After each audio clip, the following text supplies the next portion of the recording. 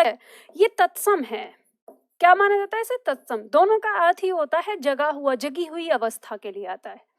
और ये जो जागृत शब्द है ये हमारा किस में आता है? तद्भव में आता है।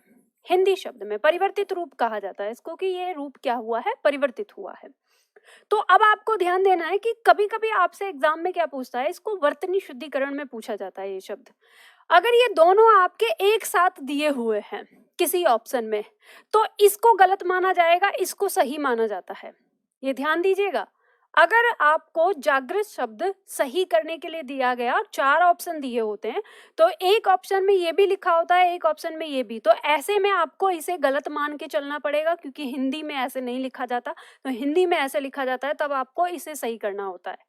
लेकिन फिर कभी ऐसे आ जाता है कि 3 अलग नाम लिए दिए हुए हैं, उसमें ये जागृत दिया हुआ है, तो उस समय आपको इस वर्तनी को सही मानना पड़ता है। ठीक, तो ऐसे आपके एग्जाम में कई सारे शब्द हैं जो आते हैं, तो ये आपको ध्यान में रखना है कि जब हम कभी वर्तनी शुद्धिकरण की बात कर रहे हैं और 4 शब्द एक से दे दिए, तो उसमें संस्कृत के शब्दों को भी हमें गलत की ही लिस्ट में रखना पड़ता है, हिंदी के शब्दों को सही मानना पड़ता है।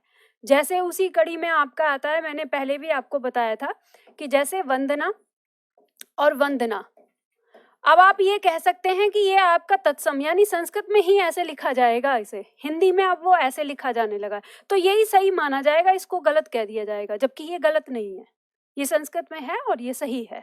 ठीक है, तो इस तरह